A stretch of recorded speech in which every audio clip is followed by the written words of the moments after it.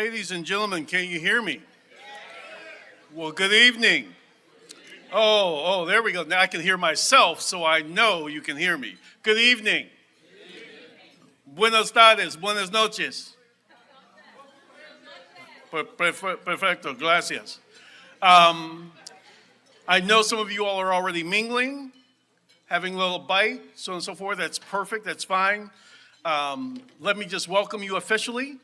My name is Steve Pickett. I'm an anchor reporter for CBS 11 News, and we welcome you to this incredible affair, this induction ceremony, the annual now induction ceremony for the Athletic Hall of Fame for the Dallas Independent School District. How about that on this evening?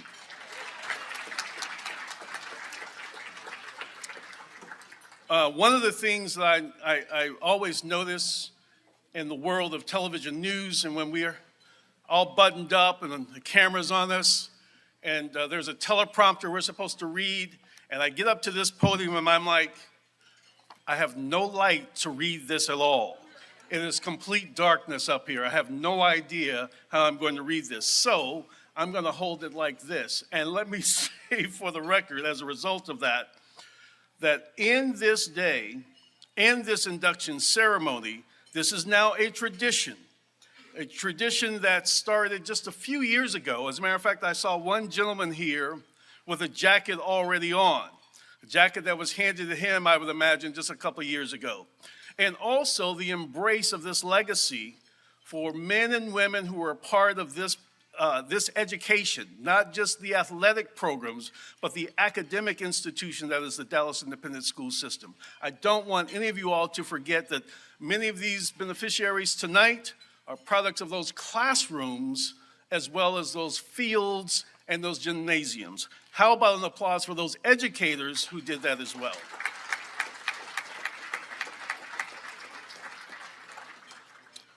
Before we get started, and I know we have had the opportunity to get a little bit started, I'd like everyone to please stand for the presentation of the colors on this evening.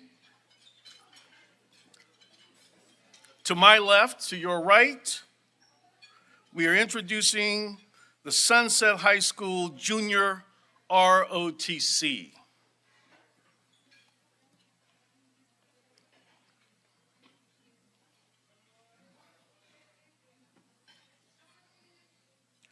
Now, would you remain standing, please, and welcome Brian Soron. He is a junior from Skyline High School, and he will play the national anthem a la flute.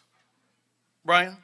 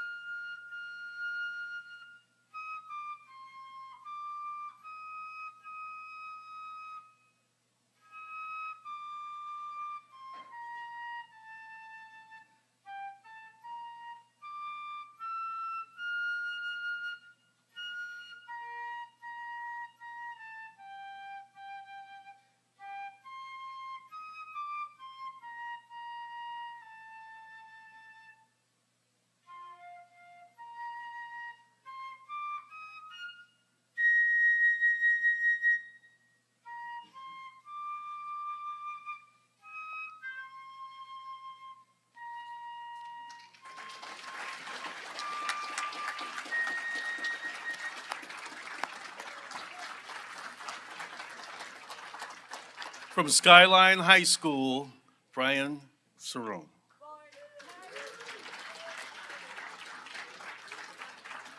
Please be seated. Enjoy your dinner, and our program will begin in just a few moments.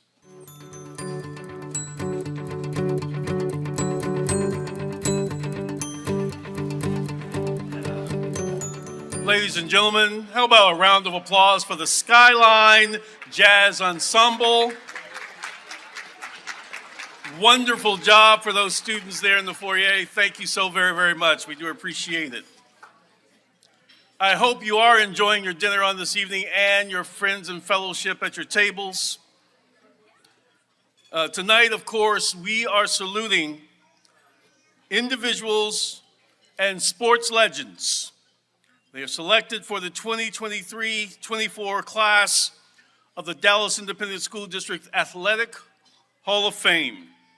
Their talent, grit, and character fueled their exploits in high school, the professional ranks, and wherever life has taken them. We are honored to celebrate these heroes, living and deceased. Ladies and gentlemen, would you simply offer them a gratitude of thanks and welcome on this evening?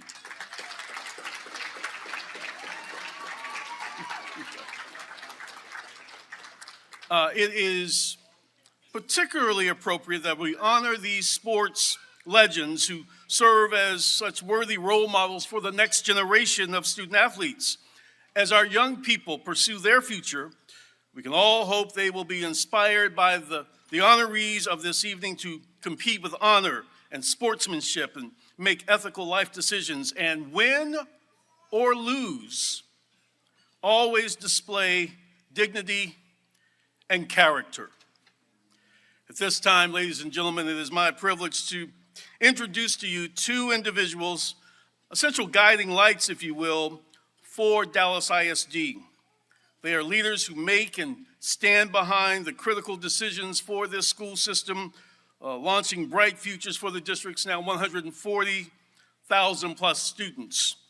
One of them I've known for over almost at least 15 years, Dan Mitchkay. He is vice president of the district's 9-member board of trustees. He and his colleagues, of course, they serve countless hours without compensation. They never let us reporters forget that. Setting policy, listening to constituents, questioning and advising the district leadership on crucial decisions. Trustee Mitchkay will be followed this evening by our superintendent of schools, Dr. Stephanie Elizalde, who with vision and devotion to duty guides the day-to-day operations of this school system. As many of you all know, today it's been a very, very tough day for this superintendent and the rest of this district, but the good news is we're all right.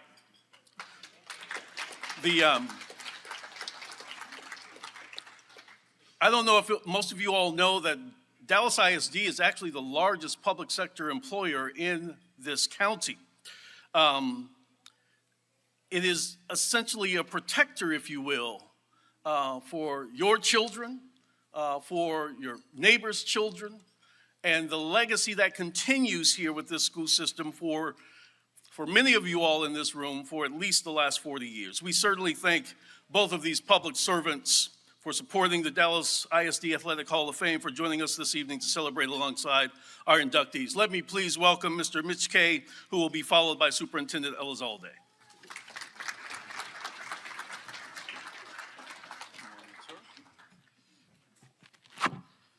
Thank you very much, Steve, and it is my honor to represent the Board of Trustees tonight. I would like to introduce two of my colleagues who are here tonight, Trustee Maxie Johnson and Trustee Camille White. And I'd also like to recognize Senator Royce West, my senator.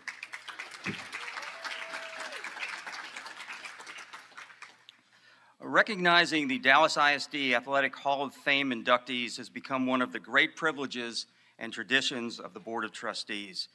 Each member of the class of 2024 Athletic Hall of Fame has created a legacy that continues to shine a light on Dallas ISD athletic programs that have produced champions and built lifelong relationships.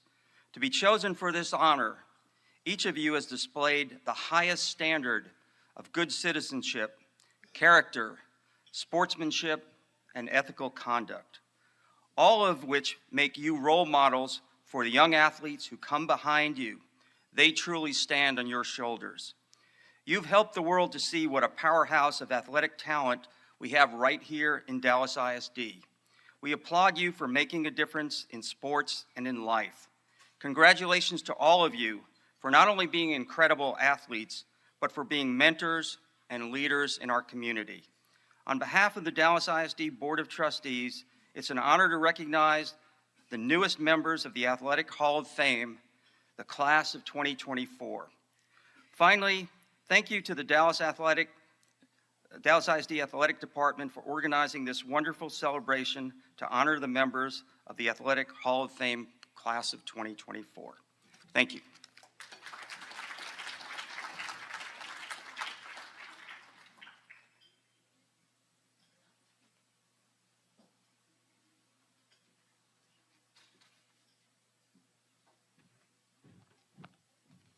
Well, good evening, everyone. Oh, come on, we're school people, so good evening, everyone. Thank you so much for taking time to come and celebrate with us one of the many proud accomplishments that is the Dallas Independent School District. We all know athletics plays a significant role in molding and building character, whether athletics are part of the final part of our careers and journeys or just the part that develops us. So I want to thank our Vice President Mitschke, and of course, a special welcome to our other trustees here, as was mentioned before, Trustee Maxie Johnson and Trustee Camille White. I also want to extend a special welcome to our senator. Thanks for stealing that from me, Trustee Mitschke, and our newest school namesake, Royce West. Senator West, please stand and be acknowledged once again for everything that you have done.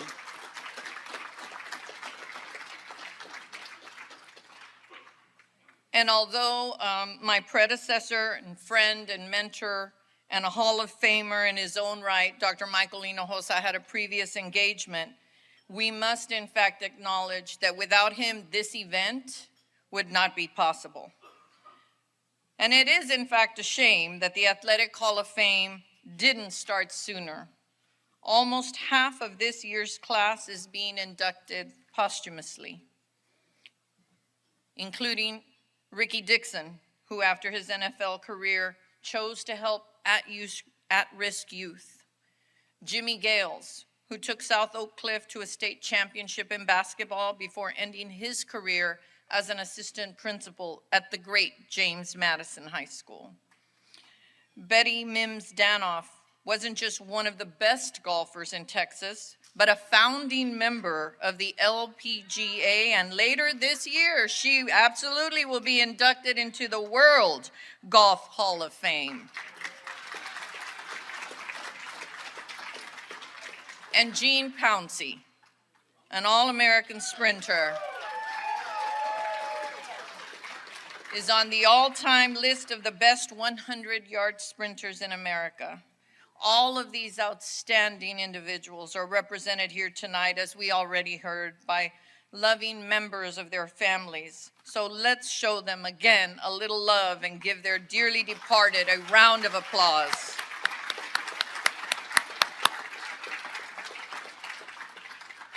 One of those family members in attendance tonight is also one of our inductees, Gene's twin brother, Joe Pouncey.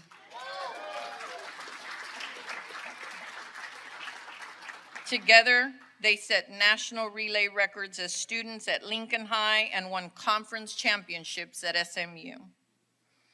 Don E. King Jr.'s football career took him from Kimball to SMU to the Green Bay Packers. But the most impressive thing to me is that he became a special education teacher and coach at Dallas ISD after fulfilling his first career. Lisa Langston followed a similar path. A 4-sport athlete at Spruce, a 2-sport athlete at Texas A&M, and a pro basketball player in Germany and Spain. And remember, ladies and gentlemen, this was before the WNBA, and then became an educator and a coach for Fort Worth ISD, where she now serves as Director of Athletics.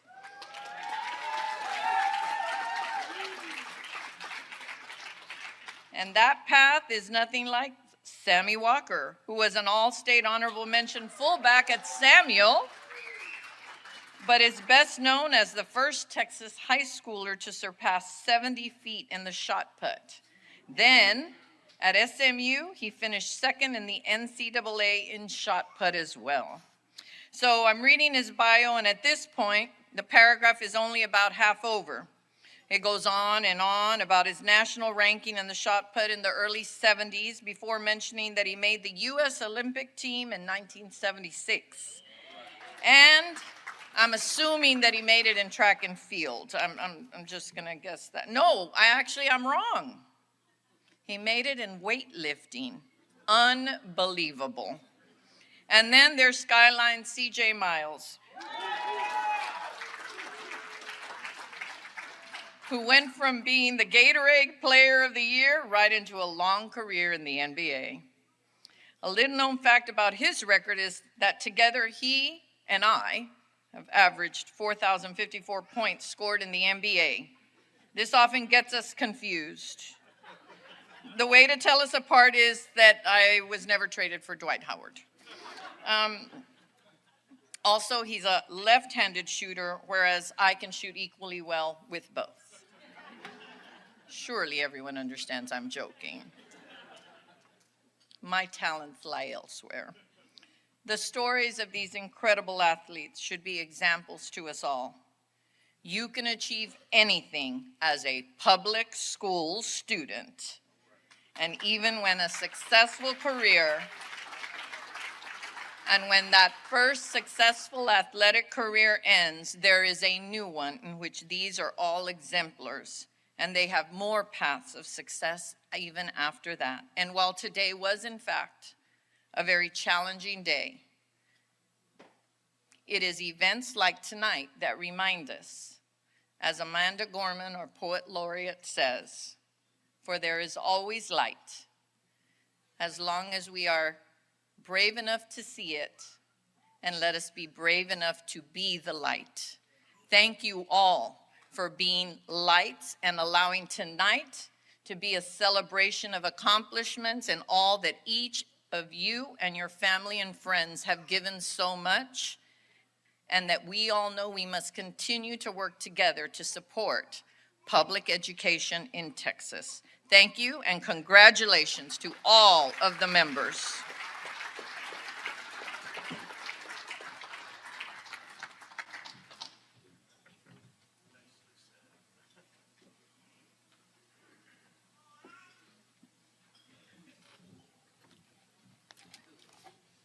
I didn't realize that Dr. Inosa was not here this evening. And as a reporter covering the district, I've covered a number of superintendents, and I predicted that Stephanie Elizalde would replace or follow Dr. Inosa in the leadership of this school district, because I called him and said, who's the person that should be running this district? Please tell me. Tell me off the record. You didn't hear it from me, son. You didn't hear it from me. He made the right choice. And this board at that time, you were, where were you, assistant superintendent, and then went to Austin, is that correct? I got that right? I got that right? So at that juncture, when Dr. Inosa was deciding that, and that was his second foray, that he was going to do, dude, come on, I know what time it is. Where is the best person? He goes, well, you're from Oklahoma, right? I was like, yes, sir, I'm from Oklahoma. He goes, all the best people are in Austin. That was the hint. Somebody was down in Austin. I still don't believe all the best are in Austin. And Ricky Dixon and I can talk about that because we're both Oklahoma Sooners. Let me say this real quickly. Let me say this also with Senator West here as well, and the great work that this district has done for people who don't remember, to embrace a separate school system that came into the foray of this school district and celebrate those alums from Wilmer Hutchins ISD, absolutely, as their own. So from Spud Webb to Ricky Dixon and the others, this is family too. Here is one gentleman I want to recognize. We're talking about who is enshrined already. Where is the great J.D. Mayo? I can't see a light. There he is. There's that. Please stand so they can see you. I wanted to make sure in that marvelous jacket, sir. Thank you so much for being here. He's a former basketball coach at Skyline High School. He was inducted in the Dallas ISD Athletic Hall of Fame back in 2019. Thank you so much for being here. If there are, by the way, any other members of the Hall of Fame in the audience tonight, please stand, be recognized, and join us in this round of applause. I was looking and looking, so please, thank you all so much if you are here this evening. Now, the moment you all have been waiting for. Look at those screens. There are going to be some pictures you're going to see. And I'm not going to go down the list because Dr. Elizalde was perfect in showcasing some of these. And I want you to see the inductees for this class of this year. As I mentioned, number one, Ricky Dixon from Wilmer Hutchins High School. Jimmy Gales, high-achieving coach from South Oak Cliff. Don E. King Jr., Justin Kimball High School quarterback. Lisa Langston, the legendary Lisa Langston.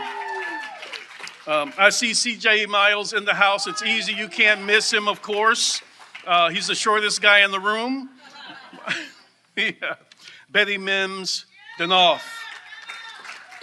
In celebration, of course, of the twins, the Pouncey twins, Gene and Joe Pouncey. And Sammy Walker as well from Samuel High School, Southern Methodist University, that weightlifter that made this country proud. They've already made historic accomplishments in their chosen sports and life and in the community.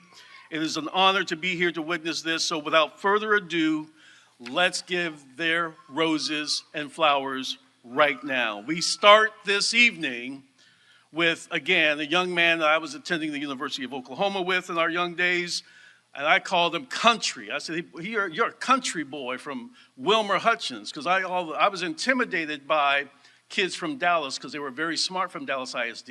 Didn't know anything about Wilmer Hutchins, and we learned very quickly the legend of Ricky Dixon, 1984 Wilmer Hutchins grad. He excelled in football as a defensive back, earning all-district, all-area, all-state honors. He also ran track, by the way, there at Wilmer Hutchins, contributing to the Eagles 200-meter and 4x4-meter relay teams. And at OU, he helped guide the Sooners to the 1985 National Championship, 4 straight Big 8 championships, 4 consecutive appearances in the Orange Bowl. He was a 2-time first-team All-Big 8 selection. He finished his career in Norman with 17 interceptions. The list goes on and on and on. And here's one thing I want you all to understand about Mr. Dixon. He entered the College Football Hall of Fame in 2019. He lived boldly and strongly with his wife, proudly dealing with the condition of ALS until he left this life. Ladies and gentlemen, I want to help you see more about the life and legacy of Ricky Dixon. Turn your eyes toward the screens. Ricky Dixon was a two-sport athlete at Wilmer Hutchins High School. He was an all-state selection on the football field as a defensive back and ran track. Dixon attended the University of Oklahoma, and as a sophomore, he helped guide the Sooners to the 1985 National Championship. Dixon was a consensus first-team All-American in 1987 and won the Jim Thorpe Award as the best defensive back in the nation. During his time in Norman, the Sooners won 4 consecutive conference championships and played in the Orange Bowl each year. The Cincinnati Bengals selected Dixon with the 5th overall pick of the 1988 NFL Draft, and he helped them reach the Super Bowl as a rookie. He played 5 seasons for the Bengals before finishing his career with the Los Angeles Raiders in 1993. He became a motivational speaker for at-risk youth and coached at W.T. White, Skyline, and Kingston High Schools. Dixon passed away in 2020 at the age of 53.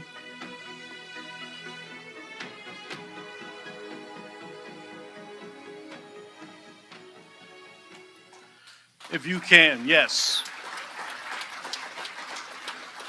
welcome to the stage right now. We are joined by Ricky's wife, Lorraine, who is accepting the Hall of Fame jacket and ring in commemorative crystal.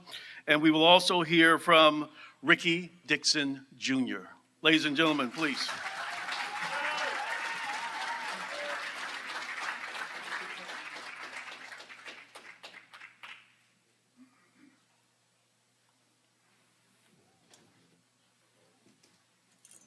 Hey, young man. How are you, brother? Good. All right, so I'm gonna keep this short and sweet because I'm not that great at speeches. But I know my father wishes he could be here, or we wish he could be here right now. I know he's really honored and looking down on us right now. And it's a great honor for the Dixon family, not only for him to be inducted into the High School Hall of Fame, but also I know he's really proud of being from Wilmer Hutchinson in Dallas ISD. So.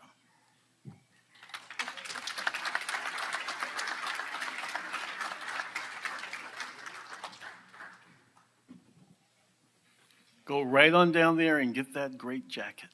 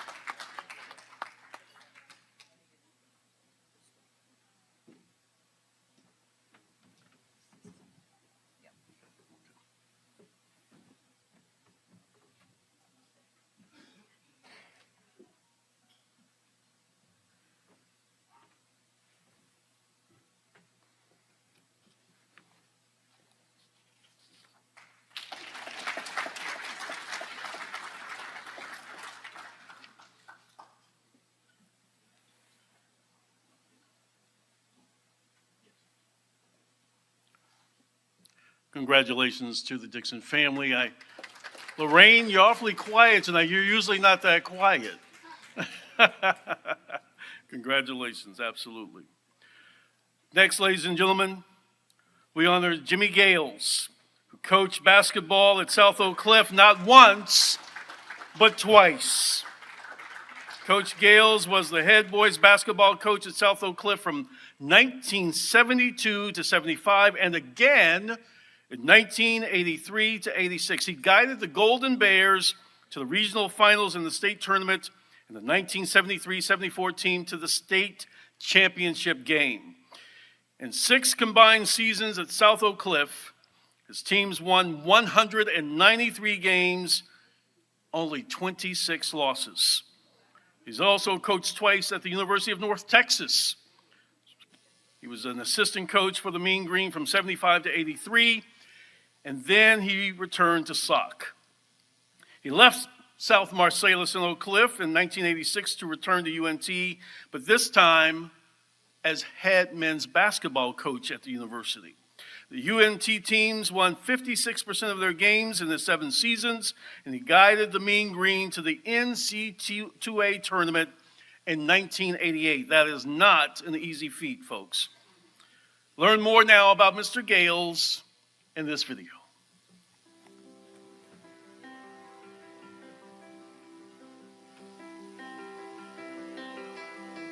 Jimmy Gales coached the boys basketball team at South Oak Cliff High School from 1972 to 1975 and again from 1983 to 1986. In 6 combined seasons, the Golden Bears won 88% of their games. Under Gales, SOC advanced to the regional finals of the playoffs 3 times, and the 1973-1974 team advanced to the state championship. After Gales' first stint at SOC, he joined the coaching staff at the University of North Texas, where he spent 8 seasons as an assistant coach. He returned to SOC in 1983, and in 1986 he returned to UNT, but this time as the men's basketball head coach. Gales led the Mean Green to the 1988 Southland Conference regular season title.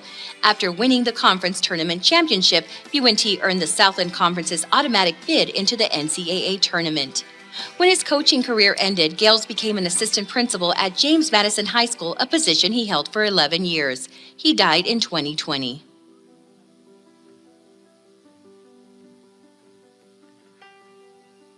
And here to represent Coach Gales tonight, ladies and gentlemen, his wife, Johnny.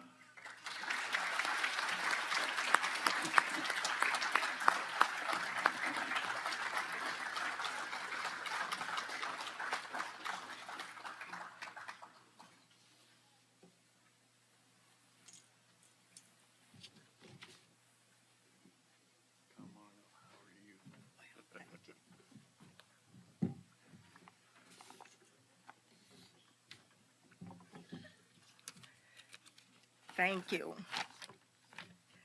Good afternoon, everyone. I'm Johnny Gales, wife of Coach Jimmy Gales for 56 years. With me is our daughter, Jonette, and our son-in-law, Roderick, and the love of our lives, our three granddaughters, Jamie, Jody, and Jada Calloway. I would like to first thank Coach James Mays, head basketball coach at South Oak Cliff High School, for the recommendation. And the entire Hall of Fame Induction Committee for this incredible honor. As we celebrate this moment, I would like to take time to briefly reflect on the journey that brought us here. First, I have to mention Coach Gale's love for his family. And in the basketball world, or in the coaching world, he wasn't much different. He loved his players also. And he was a master at motivating them to unlock their fullest potential. He was compassionate but firm, without being harsh, unless they didn't make it to first period class or did not make it to school that day. Coach Gales had much success, such as the back-to-back city championship at Spence Middle School, the regional and state final appearance he made with South Oak Cliff High School, and the history he made at the University of North Texas when he led the men's basketball team to their first ever NCAA tournament appearance. However, despite these remarkable achievements, Coach never sought personal credit.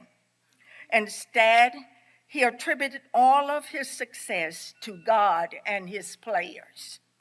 He often said, "I have done nothing but utilize what has been gifted to me." I believe his motto truly shows when we consider the positive impact he left on the community as well as many individuals, some who are in the room with us tonight. Finally, when Coach Gales retired, his greatest light shined during his toughest battle. In this journey of life, we never know what we will encounter.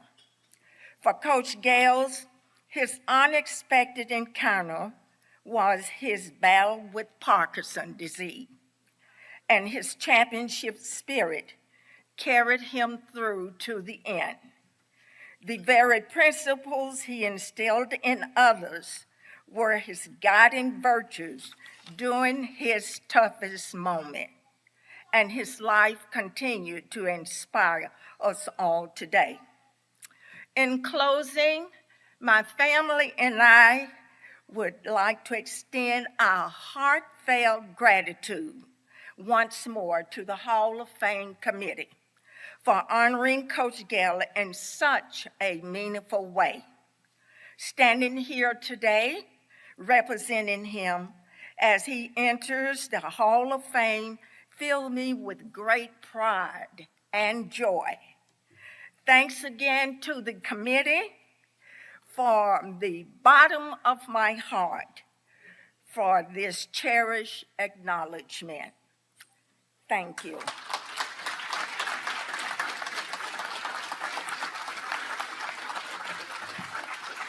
gonna have you go right over there and receive the gifts, and we're gonna have to go this way over here, okay? There we go.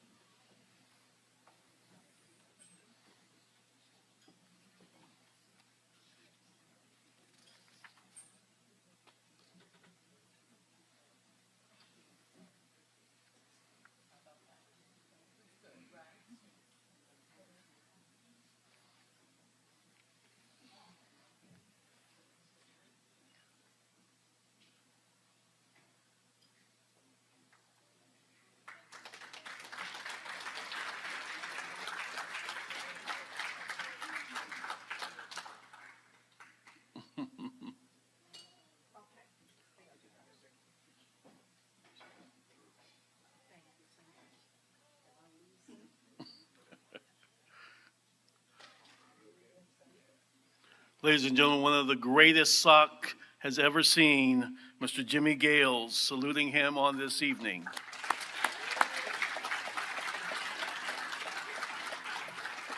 Our next inductee this evening, Don E. King Jr., 1982 graduate of Justin Kimball High School.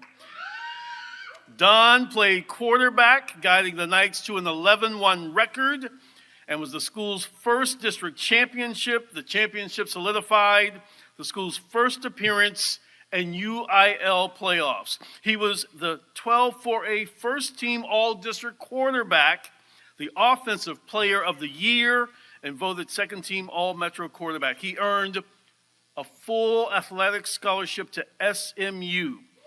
And believe it or not, he was the second African-American quarterback to actually play at SMU.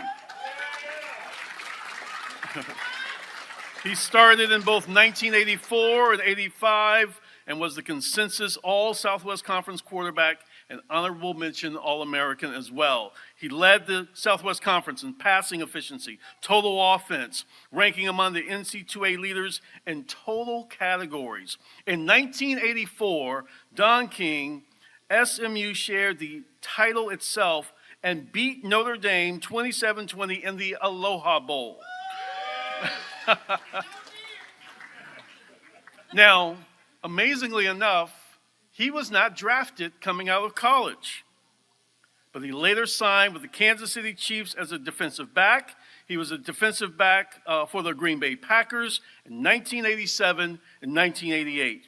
Following his playing days, he taught in both Dallas ISD and Waxahachie ISD, while he was a teacher and coach at T.W. Brown Middle School from 2004 to 2008, and now TASO football and basketball sports official. He gave a lot, now they're on his butt. when he put those stripes on. No, just as an official, not as a referee. Ladies and gentlemen, let me turn your direction again to the screens and learn more about Don E. King Jr. I had a lot of good friends that we grew up together. That we started at T.W. Brown and we went another 4 years at Kimball. Had a lot of good times on and off the field. The fondest memory would be being the first team as my senior year to win district championship. We started the year out in the district. For one thing, we'd never beaten Carter. They weren't a rival because they were one-sided. So they always beat us all the time. But this one particular year, we beat Carter. And that kind of propelled us to win the district championship for the first time. And we played Spruce for the city championship. I think that was the last city championship that Dallas ever had. And we went and played at Texas Stadium the following week, and we lost to Grand Prairie. But we finished 11-1. Once I got to SMU, I sat behind the great Lance McElhaney for 2 years. and learned and watched and learned and watched. And I got my chance my junior and senior year. I did pretty good my junior year. We finished number 10 in the nation. I made All Southwest Conference first team, honorable mention All American, and to Aloha Bowl that year, and played Notre Dame and beat Notre Dame. Senior year, that's back when that was our first year of the death penalty. So that was like the beginning of the end for SMU. After the season, I hated football. I didn't like it. I was mentally trained from that season. My agent was real good friend with Kansas City's coach at the time, and they got me to try out up in Kansas City. So I had to change from quarterback to being free safety. That was an in-between time when I was kind of searching, and at the time I hadn't graduated from college yet. I still needed to graduate, and so I wound up going to Dallas Baptist and finishing up, getting my degree, and they kind of put me in the direction of getting into education and coaching. My first year of teaching was in 2000 at H. Grady Spruce, and football came back into my heart. And giving back to the community and helping some of my community kids, try to put them on the right path too. So they kind of put me in that position. That's when I figured out, yes, this is where I need to be.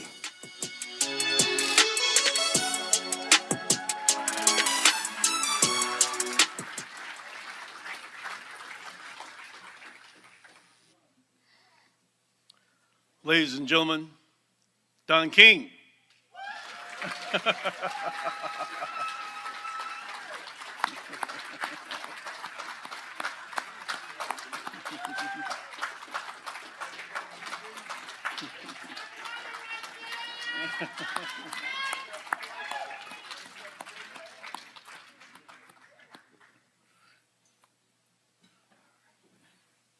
All right, sir. Thank you. All right.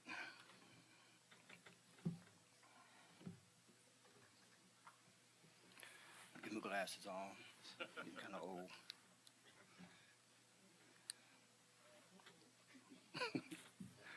Okay. All right. Proverbs 27:2 says, "Let someone else praise you, not your own mouth, a stranger, not your own lips."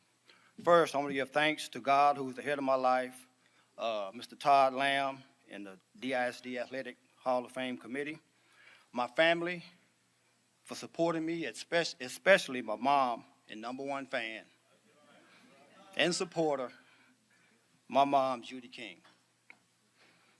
I'd like to thank my friend, Coach Henry Cofer, for submitting my nomination, my elementary PE coach, Mr. Rufus Wesley, for making me play quarterback, my high school coach, the late Jack Hitchcock, for giving me the opportunity to play quarterback, Coach Ken Pope for recruiting and believing in me to attend and play at SMU. Thanks to my high school and college teammates for allowing me to lead them. My former players I've coached. I have one player here I've coached. Mr. Janoa Johnson is here. And also my former players, the ones I've coached, and friends for putting up with me, especially those of you who drove from out of town. I have a friend who drove from League City up here to support me tonight, so thank you, Mr. BC. This is a big deal and an honor to be considered among the countless of great male and female athletes that have competed in DISD. It's an honor to stand here beside my awesome fellow Hall of Fame inductees, C.J. Miles, Miss Lisa Langston, Betty Mims Danoff, Sammy Walker, Joe and Jean Pouncey, Ricky Dixon, and Coach James Gales. What great athletes, what great accomplishments. It means so much to be entering the Dallas ISD Athletic Hall of Fame with you. I'll never forget this moment. When I was a young kid, I was a crazy dreamer. In our backyard, I used to imitate or dream an entire football game from start to finish. I would play quarterback for both teams.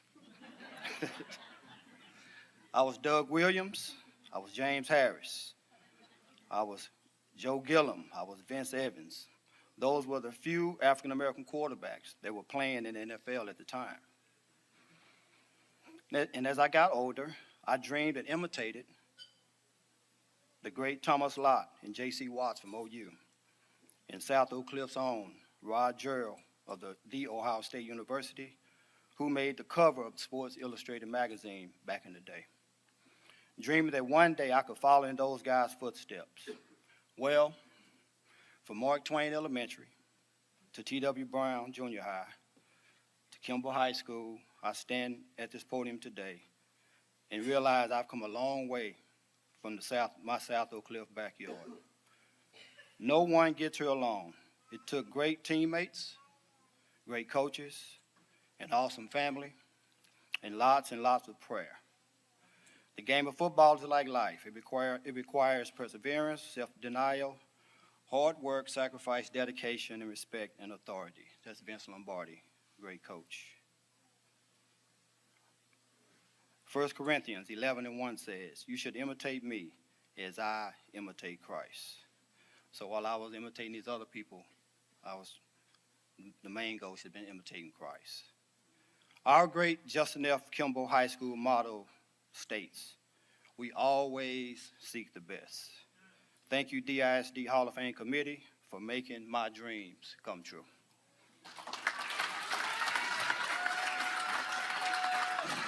That's it.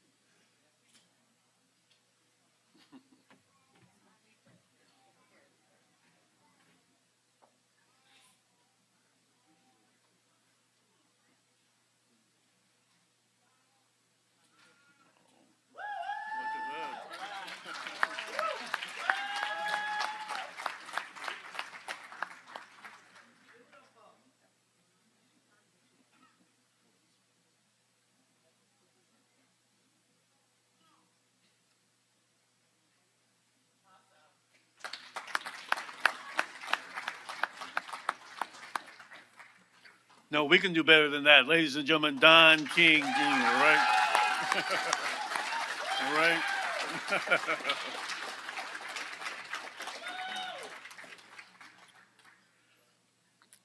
Next up, ladies and gentlemen, Lisa Langston.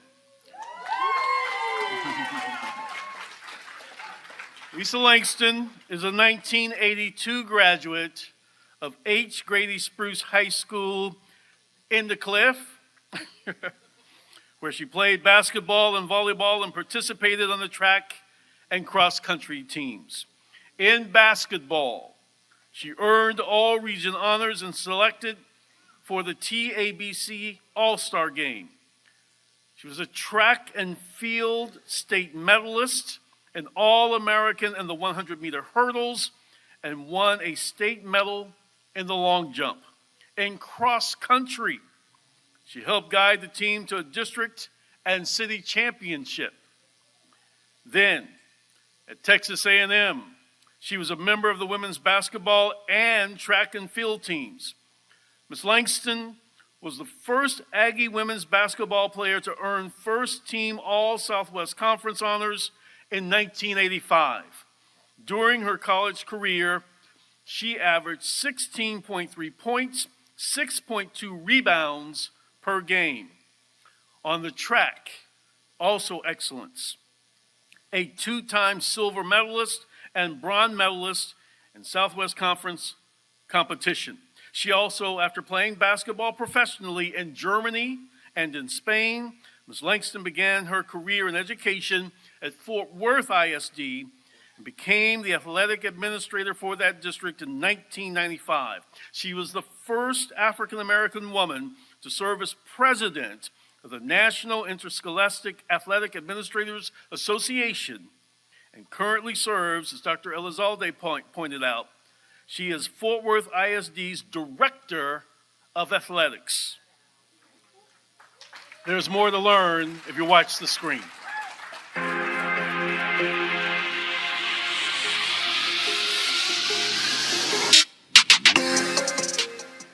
absolutely loved playing basketball. I was always someone that liked to stay active. So for me, it was just second nature. The defining moment would probably is not what people would think. For me, I believe it was my senior year in high school, a basketball game. We were playing a school that we were much better than. The first quarter, we led 32-2, I believe. And I only played the first quarter of that game. And I was okay with that because I knew that the rest of my teammates needed the opportunity to play as well. And I think when I look back, when you say defining moments, I look at my career now as a leader. You can look back at that lesson and understand how there's times when people have specific roles and there's times when you need to empower others. And so for me, I look at that moment as a defining moment. How I got recruited to A&M was we were playing Sappho Cliff, #1 team in the state. And the coaches from A&M was there to kind of look at their team, and we happened to be playing them, and she saw me and started recruiting me from that point. And so I made the decision to go there. I'm very thankful that I had the opportunity to go and play professional basketball in Germany. It was really an opportunity to learn a little bit more about myself. Really and truly, when you have a goal that you're trying to accomplish, it's not a sacrifice. You're just doing what you need to do to be successful and to be who you want to be. I was very blessed to play with a group of women that appreciated me. You know, they just looked at me as Lisa. So it was quite the experience. When I think about my journey in sports, I start looking at how I've always felt like I belong. I'm thrilled, I'm honored, so full of gratitude and just thankful.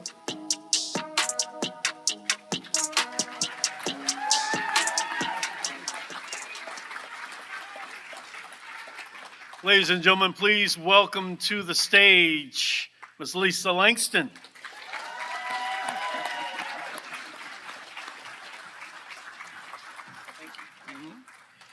Good evening. Wow. I'm incredibly blessed. I was gifted with some athletic ability, and I knew it was my responsibility to take that gift and use it. And it started out as a fourth grader back when the ISD had elementary sports. I ran track. I found out I couldn't sing. That's how I got into, honestly, that is true. That's how I got into track.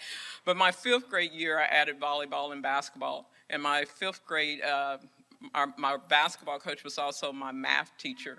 And he actually started my path with some motivation. At that time, it was extrinsically, because when we won a basketball game, he took us to Dairy Queen. We got a small cone or a drink. But in his math class, he also gave you an award. If you had the highest grade, you got a blue ribbon. Well, his thing was whoever had the most blue ribbons at the end of the year, he would take to the movie. So I can tell you, I got a lot of small Cokes and ice cream cones, and I got to go see the movie Benji.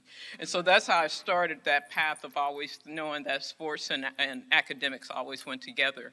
As a junior high student, as a seventh grader, one of the Hall of Fames here, Barbara Brown McCoy, I read an article about her in the Dallas Times Herald. Those of you who've been around know that paper.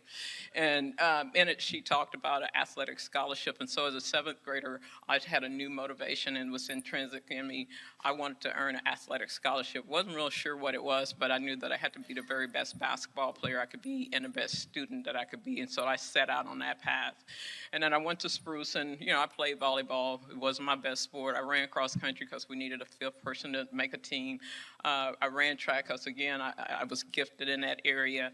But I actually, love playing basketball. And I was very fortunate in our neighborhood, Pimpton Hill Rec Center. There was a guy that played there all the time, and whenever he was there, I always knew that I was going to play because he always picked me to play with him. And I only knew him as Worm, and I know everybody knows him today as Dennis Rodman. So I have to give my props to Dennis Rodman because he was the one that saw a girl, the only girl in the gym, and he made me feel like I belonged. And so, I publicly want to thank him for that. And so I accomplished my goal. I got to go to A&M, and I think about it, I'm in the A&M Hall of Fame, but I was thinking about it, this Hall of Fame really means a lot more because there's a lot more student athletes in a school district than there is at a university. And I'm so grateful for what sports has given me. When I worked on my PhD, it was the things that I learned as a student athlete that propelled me, that gave me the resiliency and the perseverance to continue and finish my education. Again, going back to John Mitchell, my fifth grade coach, math teacher, put that in my mind where they always went together. And so I'm really grateful. I'm thankful. I want to thank the selection committee for the selection. I'm just honored and I'm so thrilled. And I got some people I have to thank because, as someone said earlier, I didn't get here by myself. I got friends here. I thank you for, some came a long way to be here tonight. I got family here. It's like a family reunion.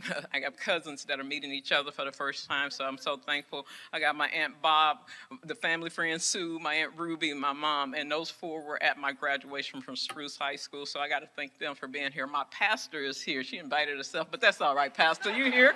And, my colleague is here. I got two friends that used to work for DISD, and they were athletics, and they were instrumental in starting this program, and that's Annette Scoggin and Stacy Siegel, so thank you. And then I got to thank my friend Lynn, who actually was the person who nominated me. So I'm thankful for those people. And I got to thank my mother, because for me, playing sports was just like going to school. My mom wasn't going to school with me. That was my job. And so I didn't actually ask her to come see me play. I think the first time she saw me play basketball was in that All-Star game, that All-State game. But that was fine, because the one thing that my mother did for me was when I came home from a game or meet or whatever, I had a home-cooked meal. And that meant more to me than anything, that I was taken care of, that I was loved. And so, again, Mom, thank you. I love you. And thank you for what you did for me, because she sacrificed. She was providing me with, the sports nutrition that we have today that we weren't even aware of it, but that's the way you took care of me. And so in closing, I just want to say thank you so much for this evening, and to the other inductees. I'm proud to be a part of this class of 2024. Thank you all. This has just been an incredibly outstanding honor, and I can't be more appreciative, thankful, grateful, and God has been really good to me, and I'm blessed. Thank you.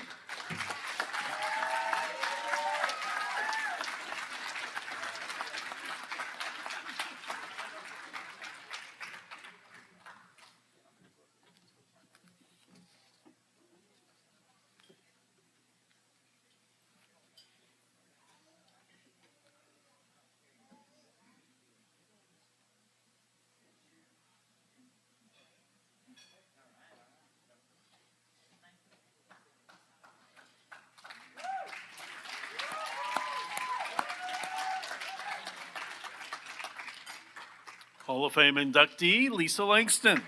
Yes.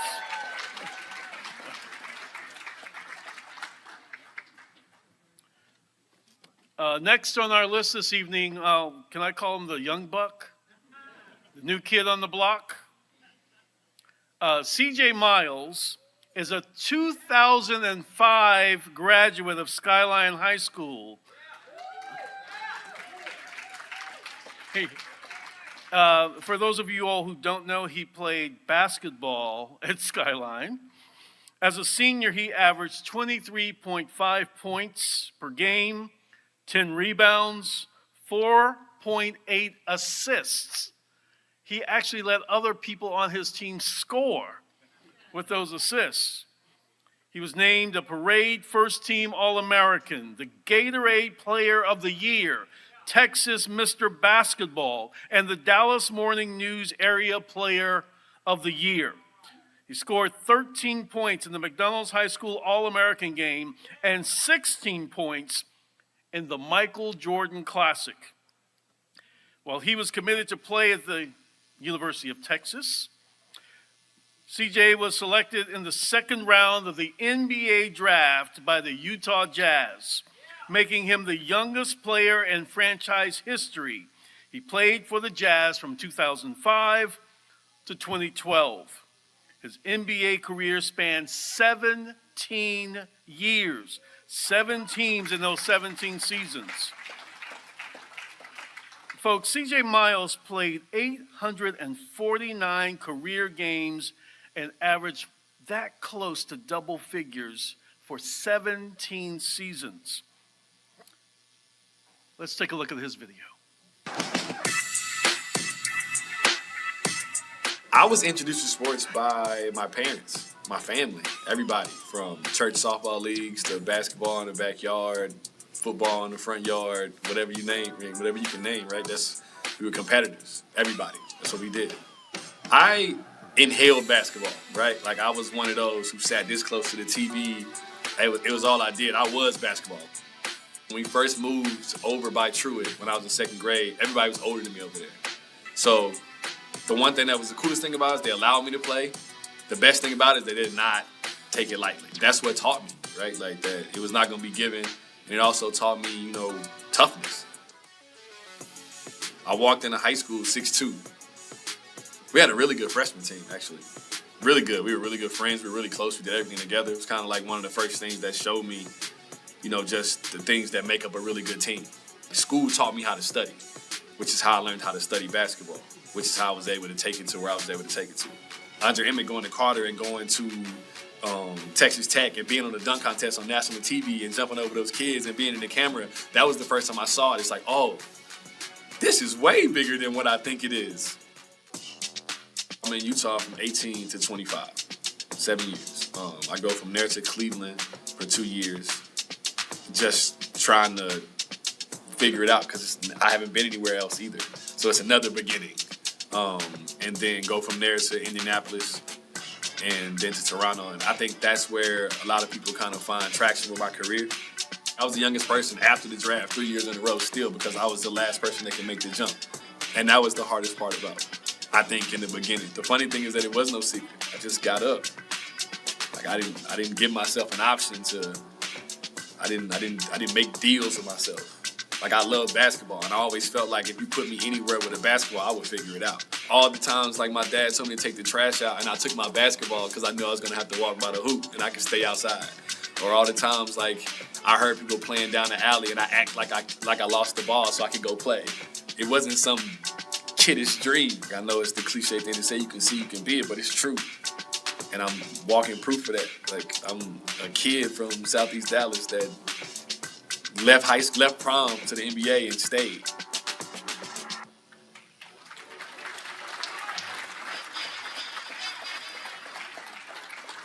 Ladies and gentlemen, that kid from Southeast Dallas, C.J. Miles.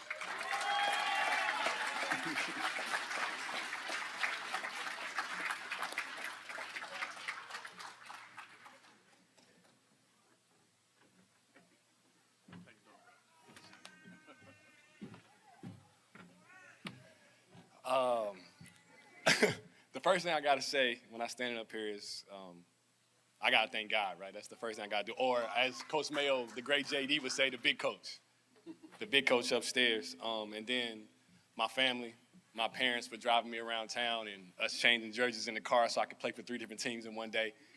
All my other family members for just showing up. You got another game, and people just pouring into me.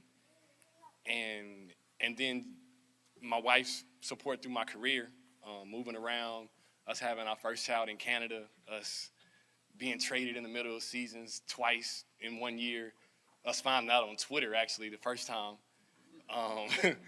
She actually broke the news to me. It was a big gasp at lunch. She was like, what happened? They traded us. And then that was the beginning of, like, a whirlwind. But and the other thing is, I can't stand up here and, like they talked about, the year I graduated high school. It's a big difference than everybody else's, right? And I was talking to Principal Pouncey before we started, and I said the same thing to my sister. I was like, already, I didn't think that it was time. I didn't think I deserved it.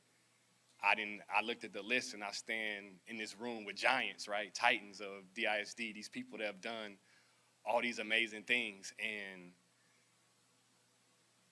I had to stop and tell myself what I always tell myself. It was never about me. That was me talking. This was always about the God I serve. This is about love.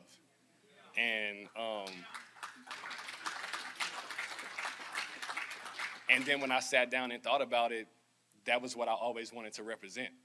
Like I thought I knew plenty of kids that were better than me when I was coming up, and people that were probably still better than me the 17 years I was in the league, but they didn't love it.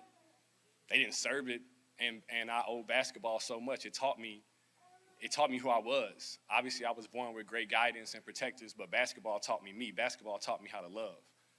Basketball taught me how to serve, how to be patient, that things weren't going to come overnight and that it was going to be work. It taught me how to bring my best self every day. Basketball told me I needed to get in better shape, so I ran. I hated running. Basketball told me I was too light, so I started lifting weights. I hated lifting weights. But I loved basketball. I never felt like I chose basketball. I felt like it chose me, and I felt like that was my communication tool. That was the way I could communicate love, because I wasn't old enough. I didn't have life or experience to do it with words.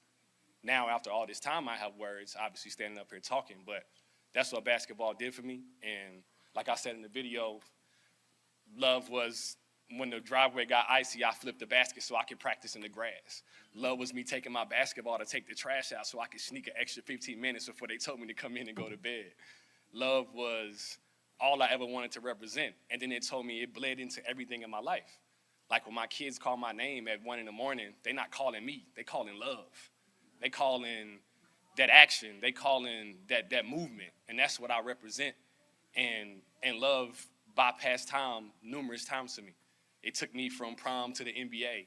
And then love made a rule to make me the only high school player ever in Dallas to be able to make the jump. And then made another rule that solidified it where nobody could do it. Then it made another rule that allowed me to be the youngest person in Utah Jazz history to be able for that to stand, for me to stand outside of time. So every time they go look, they would see love when they see my name. And that's where I stand with this. And that's what I love to be able to stand up here and represent. And I'm grateful. And to the people in here, I still bow down to you. And I look at you, like I said, as giants, as titans. And to be able to stand and see other lovers in this room is an honor. And I do not take it lightly. Thank you.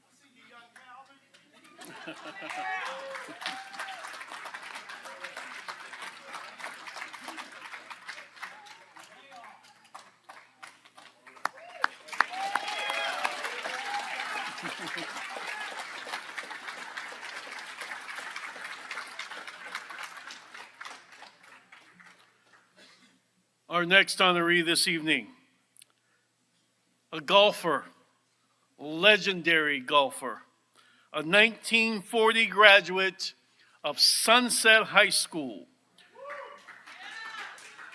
Betty Mims Danoff.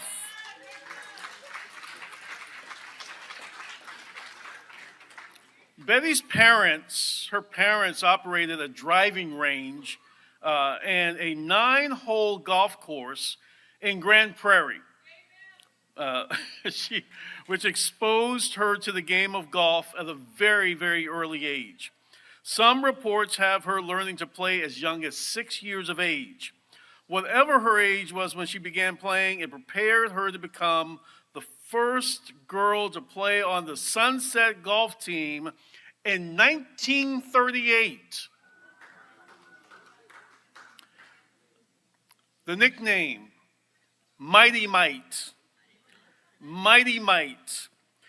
She won 4 consecutive Dallas Women's Golf Association championships and twice won the women's division of the Texas PGA Championship before she won the 1947 Texas Women's Amateur Championship by ending Babe Zahara's 17 tournament win streak.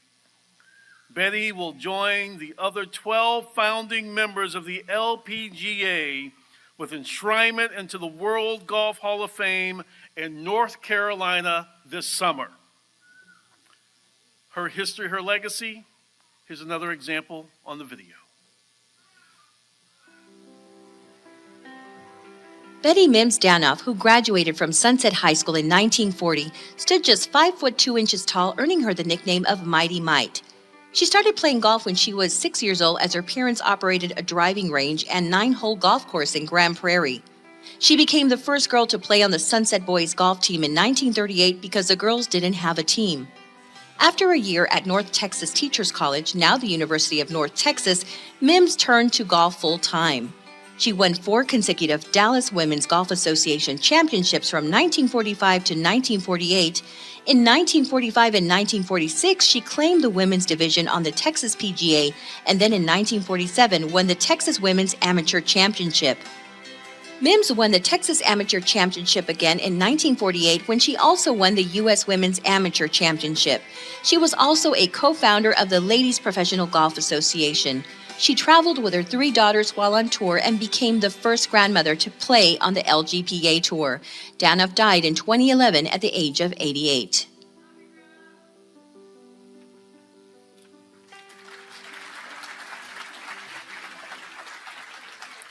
We are joined this evening by Debbie Bell, one of Betty's 3 daughters, who will accept her mother's Hall of Fame jacket, ring, and commemorative crystal. And Betty's nephew, Bob Mims, he offers a few words on her behalf. Come on down, guys.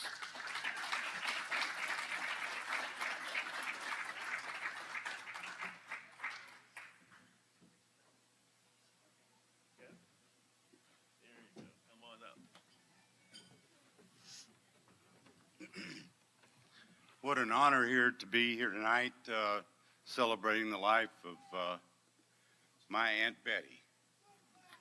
She was one of my favorite aunts, and I had a lot of aunts. I had 10.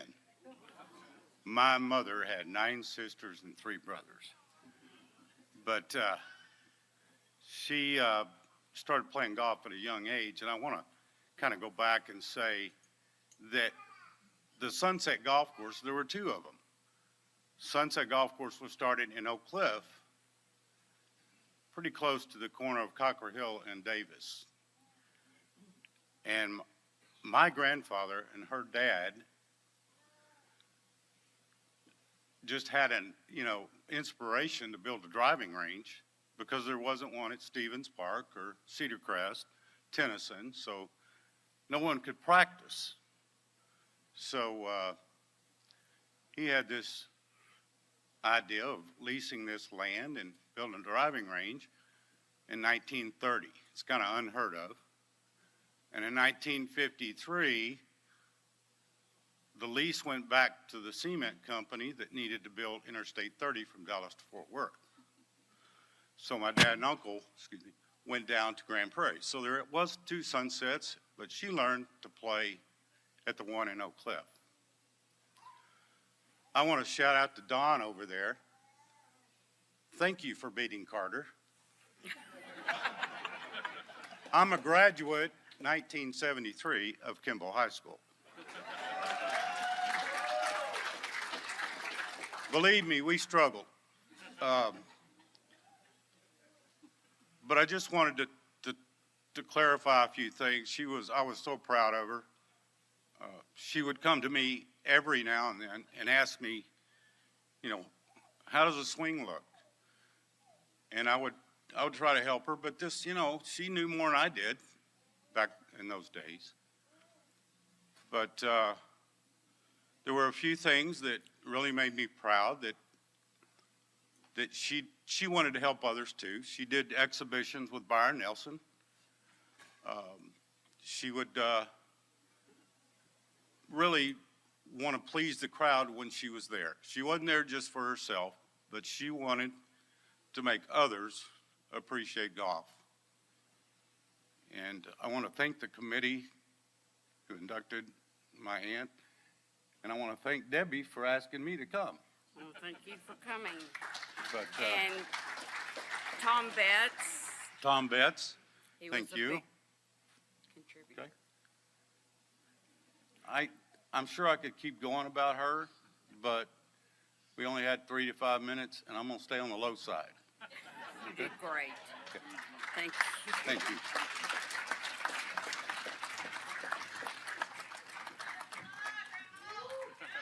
Help her down. This will.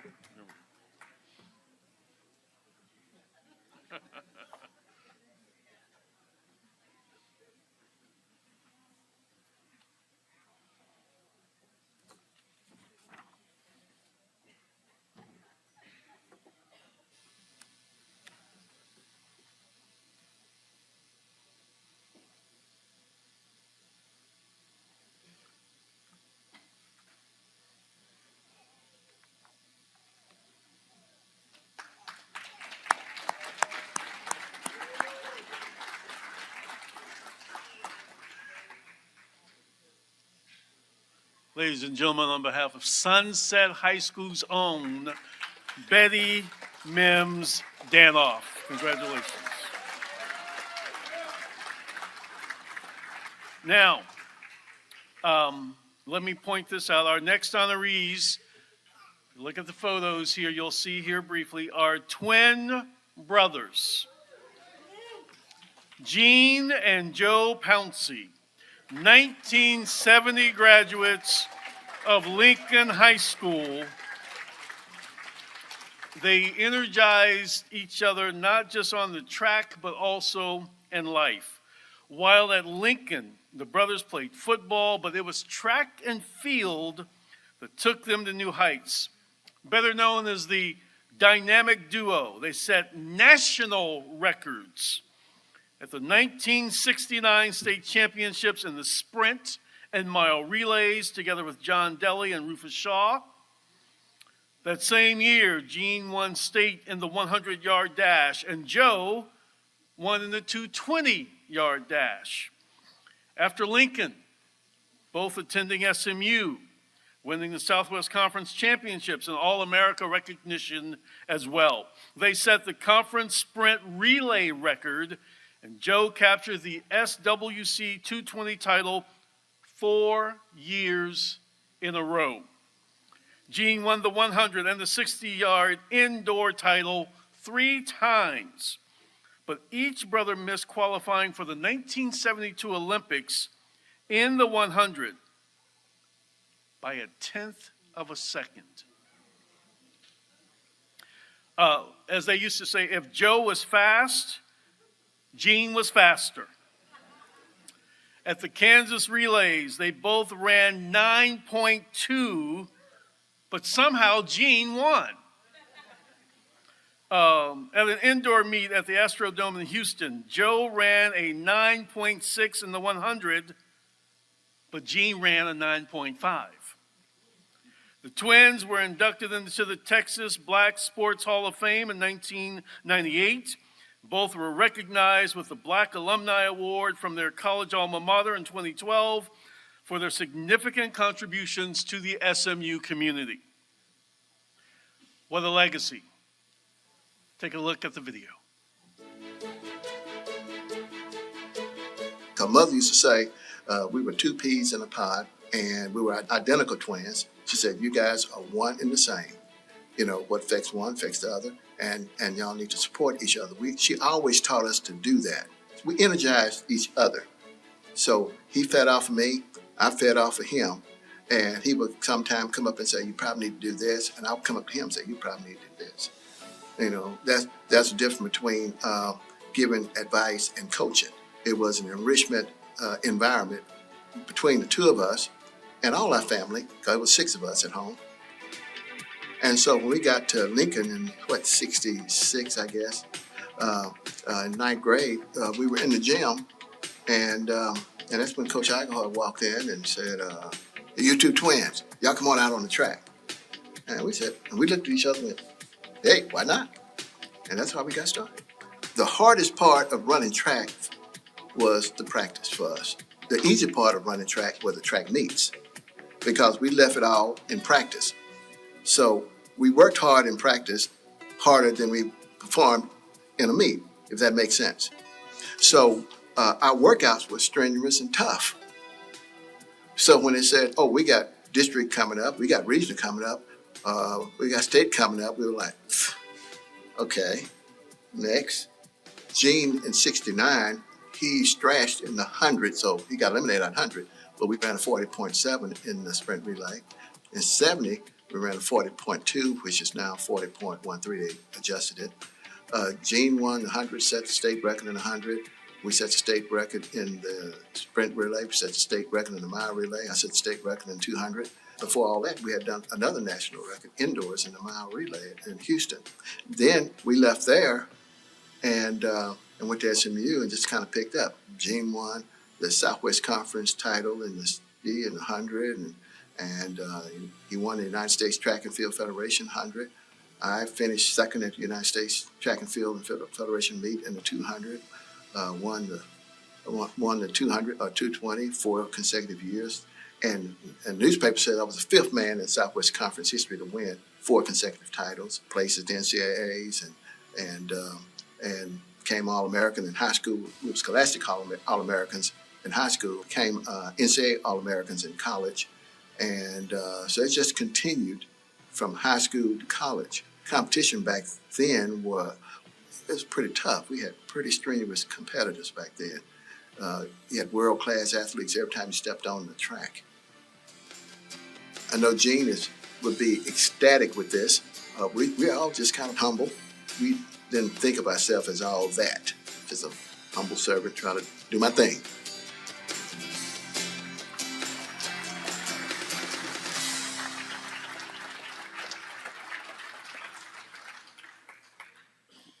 While we have only talked about the brothers together, each man will be inducted separately. First, we will honor Gene.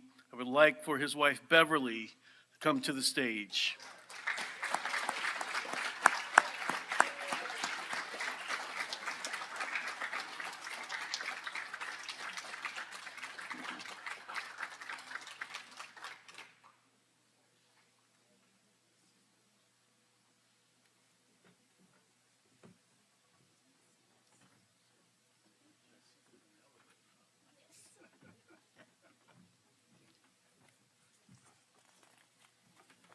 Good evening. It is indeed a pleasure and honor for me to stand here to accept this prestigious Dallas ISD Athletic Hall of Fame award and to participate in tonight's ceremony on behalf of my dear late husband, Mr. Gene Pouncey Sr. I know he's smiling down, and I know he's saying, make it brief, Bev, make it brief. That's my husband. Special thanks to Mr. Reginald Bell, the athletic coordinator, for nominating my husband to represent the Lincoln High School accomplishments in track and field.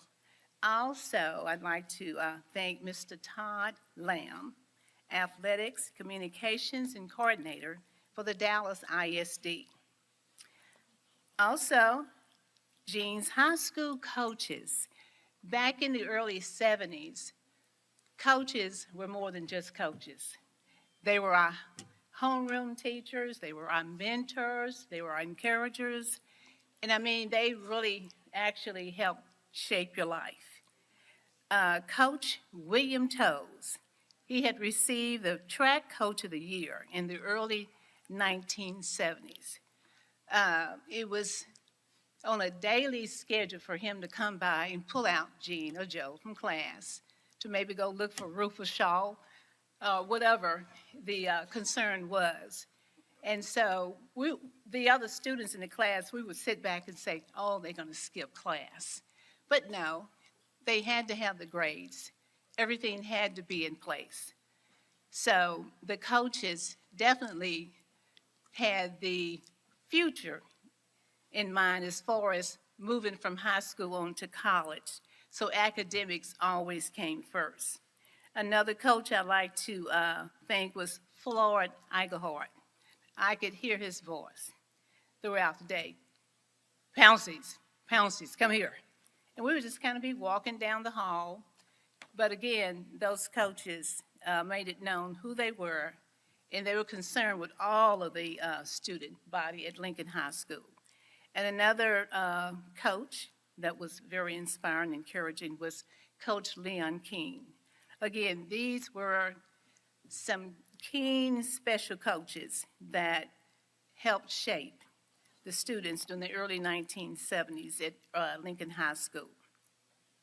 Also, I'd like to thank our Lincoln High School staff, the student body. At Lincoln in 1970, whatever the event was, or whatever activities we were trying to complete or participate in, everything was surrounded around the track team or the football team. Our graduating high school class of 1970 activities, again, was always centered and highlighted to support our Lincoln track team. I think we went to the Houston at the Astrodome. I think the track team was performing. So again, that was very important. That was a key moment for us to highlight and focus our activities around the track team. And again, the community right there in Dallas, South Dallas, they all came out and supported our sports and our track and field.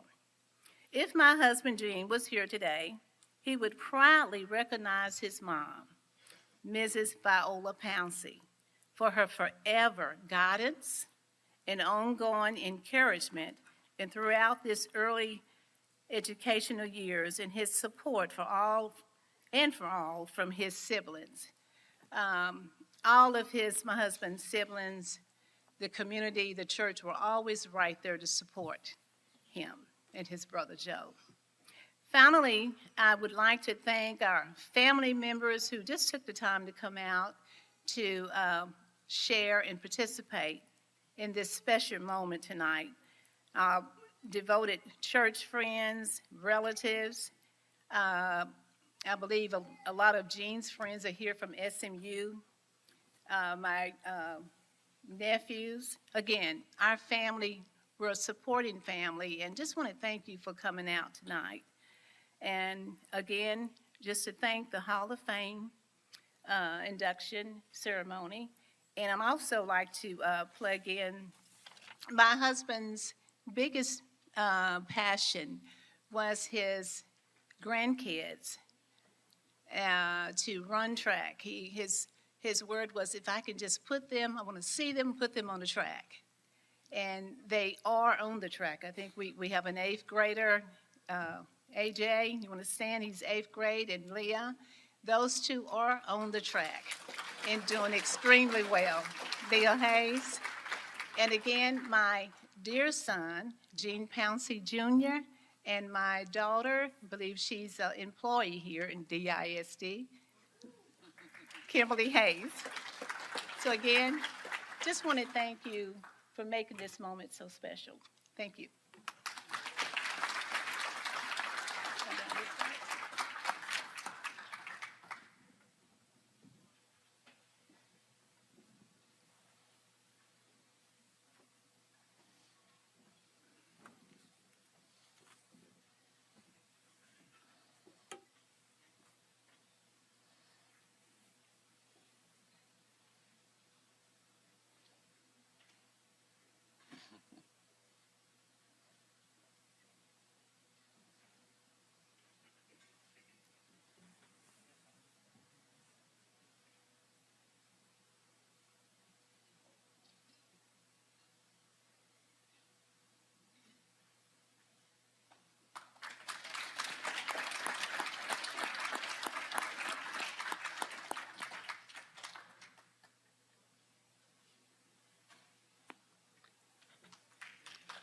Congratulations again, Ms. Pouncey, and of course in recognition of Gene.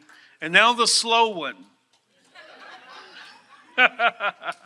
Ladies and gentlemen, Joe Pouncey. You know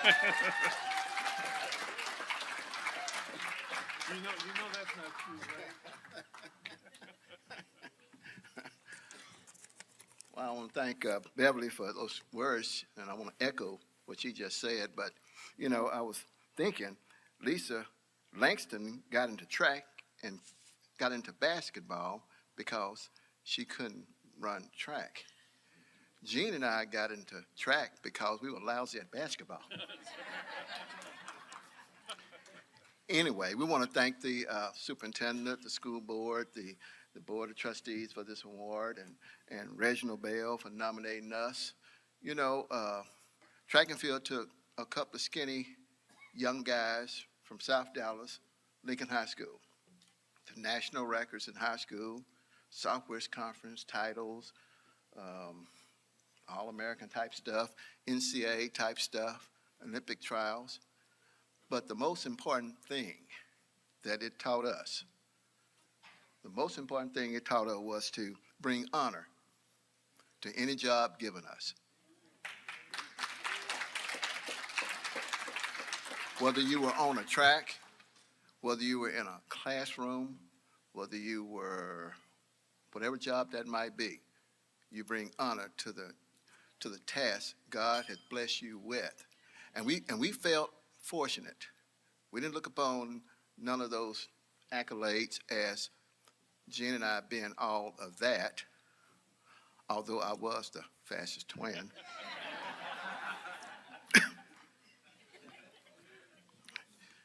But we used to joke each other all the time, and we just say, hey, do your best, bring honor to the job. We stood on the shoulders of a lot of great people at Lincoln High School, and we felt that weight to make certain that our coaches, our classmates, our community, our church, our family, that we represented them first well, where they can look at us and say, that's not a bad guy over there. And if people can say that about anyone, you have accomplished something. And so we tried very hard. We tried very hard to live the life that would be an example for other people, because Mother Viola always told us that do your best because there's always someone watching. And we tell our kids that. I tell my grandson Josiah, who's sitting here, that, and I tell anyone who's listening. I want to thank Reginald Bell again for Lincoln for nominating us. Coach Toles, the late Coach Toles, and Igerhart, that were the track coaches. Gene and I were in the Lincoln gym, thought we could play basketball. Coach Igerhart walked into the gym and said, hey, you and you twins, come on out, you're on the track. I guess we were that impressive. So we got out on the track and we ran it, and I did the quarter. I almost died, but I did the quarter. And that was the beginning of our track and field career, but it led us to different things, different stages in our life, and we enjoyed every one of them. We want to thank the student body at Lincoln High School because they supported us. Our family supported us, and many family members are here this afternoon. Our family supported us, the Lincoln body. They would go to those track meets. My wife, Laureette, was part of that Lincoln High School track and body. The classmates that went to those track meets. Been with her ever since the 11th grade. And she's still over there. And so we thank the Lincoln High School body, the student body, we thank the community. But I also want to thank a few other people too, because I used to tell people all the time, we got our start running track and the relays and all like that, and you can't run a 3-person relay. We had people like Rufus Shaw, who passed away several years ago, that ran on that sprint relay. We had Benny Metlock, who ran on that mile relay. And we had John Daly, who led off that sprint relay. John is sitting back over here in the corner over there. And he's a minister now. So that's interesting.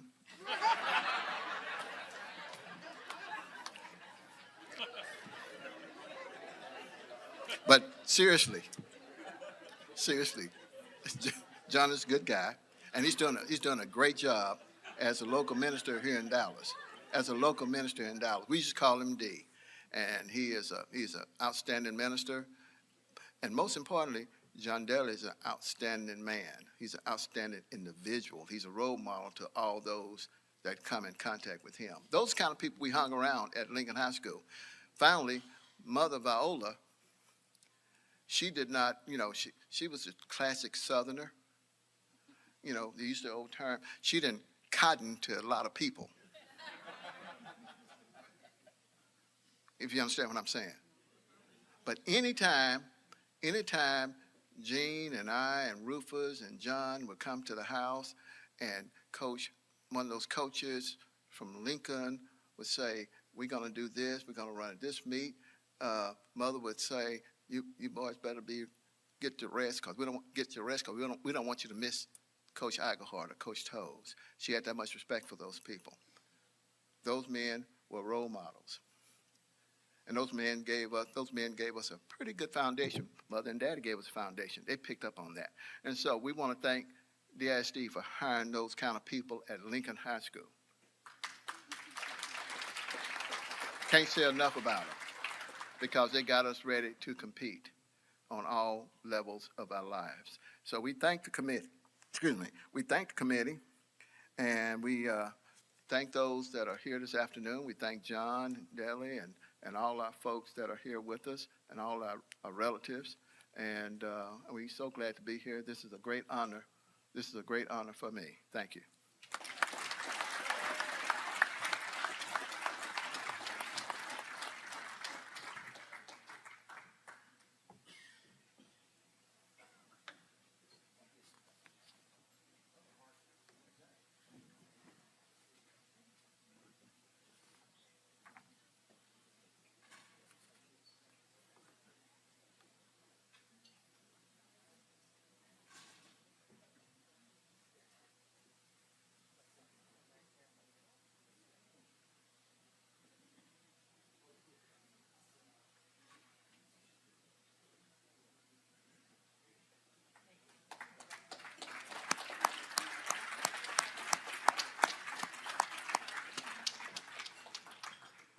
Again, congratulations for that induction for Gene and Joe Pouncey. Absolutely. Fantastic.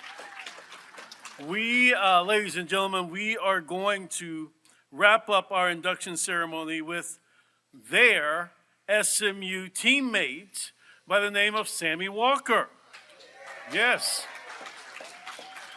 Sammy Walker, 1968 graduate of Samuel High School. He was a two-sport athlete at Samuel, earning honorable mention, all-state honors as a fullback on the football team, but he was also best known for throwing that shot put. Became the first high school athlete in the state of Texas to throw more than 70 feet and set the national high school shot put record, not once, not twice, 11 times. He threw 72 feet 3 inches in April of his senior year of high school. Then he gets to SMU.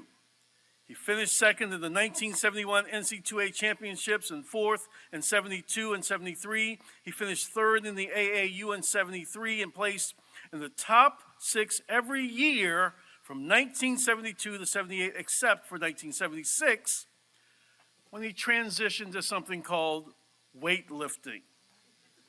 Throughout Walker's career, he was nationally ranked in the shot put 9 times. With a ranking of 4th in 1975, he competed in both the 1972 and 73 Olympic trials. He made the 1976 U.S. Olympic weightlifting team and recorded career bests of 300 pounds in the snatch and 480 pounds in the clean and jerk. I do that at the gym all the time. What are you talking? What's the big deal? Those are incredible feats of perseverance. He finished 9th that year in the Olympics. More now in this presentation.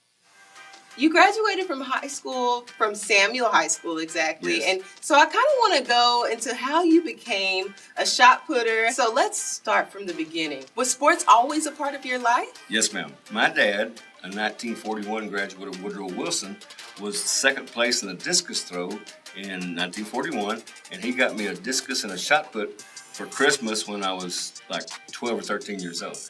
And so I started throwing shot put and really enjoyed it. I broke the district record in the 8th grade, the city record in the 9th grade. My sophomore year, I almost made the state championship, but I didn't make it, so I decided I want to make the Olympic team. And my dad said, well, you don't have any idea how hard that is. I said, I don't care, Dad, I still want to do it. So I studied films, and I worked on my technique, and I did lots of athletic training. Of course, football helped me a lot too because it keeps you in shape. And I was great in the shot put. Of course, I was the first 70-footer, and I broke the national record 11 consecutive times in high school. When I got to SMU, great coach, but he was a distance coach. So I never did have that much coaching other than being self-taught. In 73 was my first year to go to Team USA to Europe. We traveled all over Europe in 73. I found out that the Olympic trials in weightlifting were in Philadelphia on like June 15th, and the shot put was exactly the same date in Eugene, Oregon. And I had to make a decision. I realized that I was about fourth in the United States in the shot put, whereas I was like second in weightlifting. So I chose weightlifting, and I made the team in weightlifting, and then of course, rest is history. I did win the national championship in the shot put and weightlifting in 77, the year after I made the Olympic team in 76 in weightlifting. I knew for a fact when you were a little boy, if you helped your mom in the kitchen, you got first bites. I learned to cook, and I went into the barbecue business. My wife and I started the first barbecue place, I think, in 85. And we did that for almost 35 years. When I had my first barbecue place there in Lake June in St. Augustine, we built a shot put ring in the back of the deal so I could help kids in the shot put ring. And I loved what I did. I didn't have any of these things that you play or anything like that. So I trained long and hard all the way from the 8th grade on.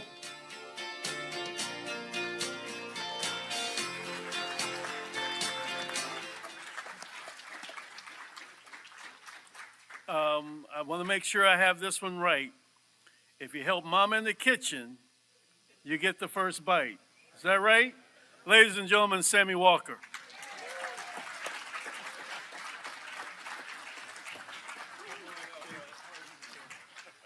Thank you, Steve. Thank you to the board of directors. Thank you to Stephanie and Sherry, wherever you are, and Todd. Y'all are great. It's really a blessing to be here. And I appreciate all these athletes giving glory to God. I've got more than a dozen brothers in Christ. And by the way, Gene and Joe Pouncer are my good buddies and brothers in Christ. And they were just, Gene and Joe were great. I watched them all the way through high school, SMU.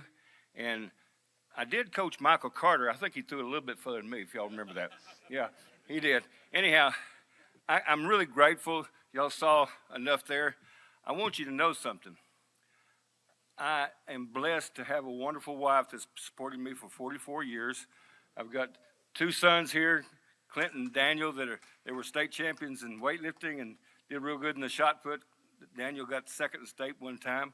I got a daughter here, the most beautiful daughter a man could have. Hannah, she was the most beautiful Snow White in high school you can possibly imagine. And I do a little teaching and preaching in the Bible. My favorite subject in the whole world is the Bible.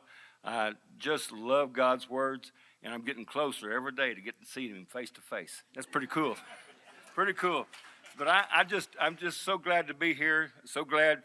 I think it was Roy Martin that nominated me, and I've seen so many of the athletes over the years that's been inducted. I know many of them. I guarantee I've been around. I'm one of the oldest guys around. Well, I'm not older than that golfer, but I'm one of the oldest guys. Anyhow, I'm just so happy to be here. It's good to see everybody. And when I traveled all over the world, I judged every country by how good they fed me. I guarantee you Italy was good and Russia wouldn't. Oh, no. They served me mystery meat, and I couldn't believe what that stuff was. That chicken would have been the best thing in the world compared to what was fed us in Russia. I guarantee you, I'm glad to be, you know, folks, I'm glad to be here. That's all there is to it. I'm just glad to be here. I really am. Steve, thank you so much. Thank you, guys.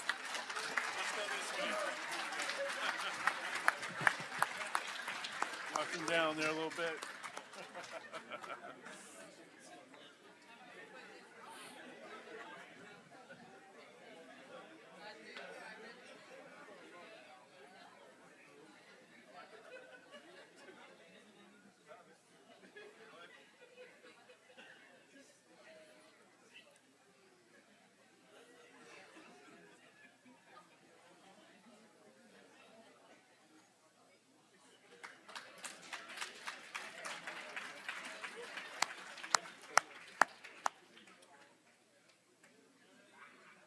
Look at that. Ladies and gentlemen, again, for Sammy Walker, Samuel High School's 1968, the newest induction here.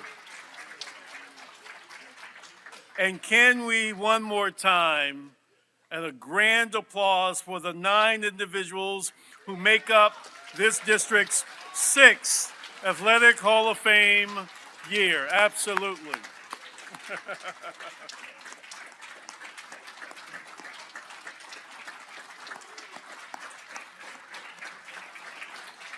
Let me introduce someone before we wrap up. Please just sit down just for a second. We won't be much longer. I want to thank you all very, very much because it is a showcase. It's a showcase of reminding the legacy of greatness that this city and this school system and our communities provide. What a history lesson on this day. The greatness of who we are and showcased in this regard. To hear those voices today, to hear those stories, thank you all so very, very much. Let me introduce to you now, as I sit down, from Deputy Superintendent Dr. Brian Lusk. As he makes his way to the stage, we're going to hear a special presentation before closing this up on this ceremony on this evening. Dr. Lusk. Come on in, let me get my stuff out of your way. All yours. Well, Sammy, you make it kind of difficult to follow that, so I'm going to do the best I can. You know, it was pretty inspiring. Lots of life lessons tonight from so many talented people. But I think it's interesting, Steve, you did call out Joe and you said he's slow. I think we probably could put him against you today, and he probably still would win. So, Joe, we might have something going here. Speaking of Steve, I want to say thank you so very much this evening. A lot of levity. Great MC. You really made this this night a real joy for our inductees and for the whole group, so we really appreciate you. I think what folks in here may not know that not only is Steve obviously great at the news and the work he did for us this evening, but he also is a Dallas ISD parent, and we're grateful for that as well.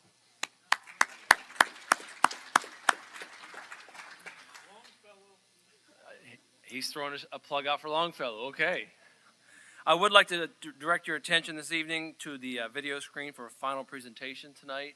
And while I do that, I'd like to invite Brigitte Downs and your family to the stage, please. So please enjoy.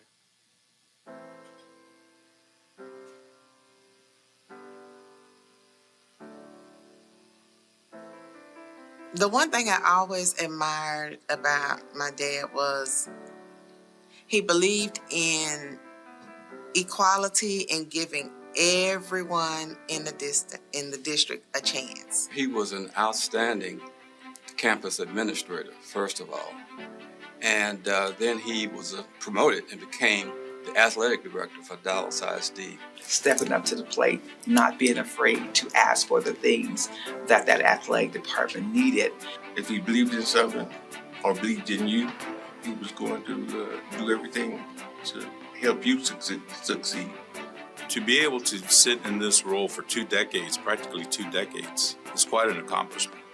And looking back at those 2 decades, you know, the eras of from 1976 to 93, that encompasses 5 different superintendents. He was very low key, but, you know, he was kind of to the point. And I thought, you know, he appeared to be very supportive just from the head coaches that I worked under before I came. Mr. Kincaid was a very nice man. He was very supportive and excellent, people skills, etc. He was one that you could talk to. And, I was a younger administrator at that time, and he was one that would always give me what I call wise counsel. This is where it is. This is where it's going to be. If you got a problem with that, let's discuss it. He would make his presence known. The coaches knew that he was there, and then when Rabbit Thomas came in and became the assistant athletic director, and he came in, and they were a dynamic duo. They called him the bruiser. He was playing football. He was like a one-man game. He was the star of the team. And Mr. Kincaid I just remember some of the things that he said to us as young men, my brother, Jerry, and myself. He said, you always do the best that you can do. And if you fail at it, get up and keep trying. We're talking Olympians coming out of Dallas ISD. We're talking state champions. It's been an amazing run, and to be able to be at the forefront of that, what an accomplishment. He's just, the steady hand, that he led with. He was definitely what you would refer to as a servant leader. And I think it really speaks volumes about the man that the district would think so highly of him and of the legacy that he created in the district, that the district would name their flagship football stadium after John Kincaid. I would do some games for him. And I just thought it was an honor to work at a stadium that was named after a man in which we dearly loved, John Edward Kincaid.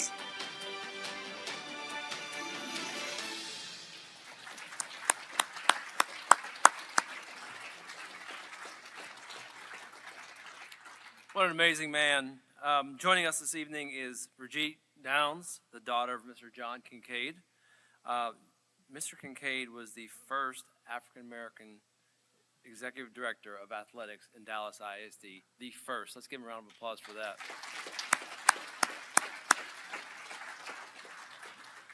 Brigitte, we heard from you and many of your father's friends in that video. So if you would, please take a few moments and share and tell us about your father and the memories that you have of him and the contributions to Dallas ISD.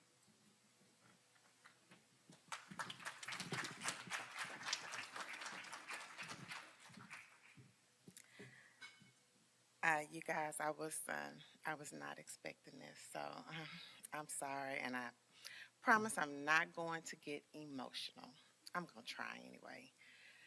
But hearing everyone's stories here, and it just took me back to all the stories that he said. He paved the way. He paved the way for everything that everyone has been able to do here. Not those that were around his generation, but the younger ones. He paved the way for you all to be able to go on and have all the successes that you all were able to have. He fought hard. He fought hard for equality, for women, for men, ladies in sports, girls, all the like. He fought hard for everyone to get recognized for their accomplishments and their achievements in sports and athletics. He was a trailblazer. That's all he did. He wanted to make sure everyone was recognized for their accomplishments. And I stand here and I know he is smiling down, and I can't believe this. I can't. To hear everyone's stories and just to know that he played a part in all of that. And to know that the kids in Dallas ISD still to this day, are playing in that stadium named after him. I am so honored and I am so proud that he is my dad and the legacy that he has left for Dallas Independent School District. Thank you all so much. Thank you, Dallas ISD. Thank you, Dallas ISD Athletic Department. Thank you so much. Thank you, MT Taiski. Thank you so much. He has done everything to make sure my dad's legacy has stayed alive. You all have a great evening. This has been a terrific ceremony. and congratulations to everyone.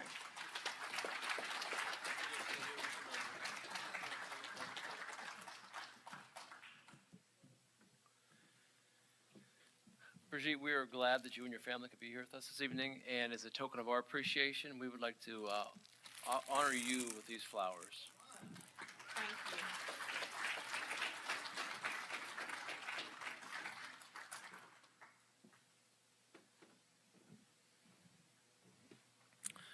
Well, what a night. As we wrap up, I just want to say that we hope you had a great time here with Dallas ISD and our Hall of Fame event, which is a great annual opportunity for us to recognize so many great human beings. I hope that you were inspired this evening with all the great stories. What I took away from this was not only do we have great athletes, but we have great human beings. And that's just so critically important, and really the humility also that I heard from so many of the great athletes and scholars today. Before we adjourn, I'd like to just say a few thank yous for a few folks in the room. I would like to start with, if you're an educator, please stand up, be recognized. Educators are so critical for the shaping of our athletes and our scholars.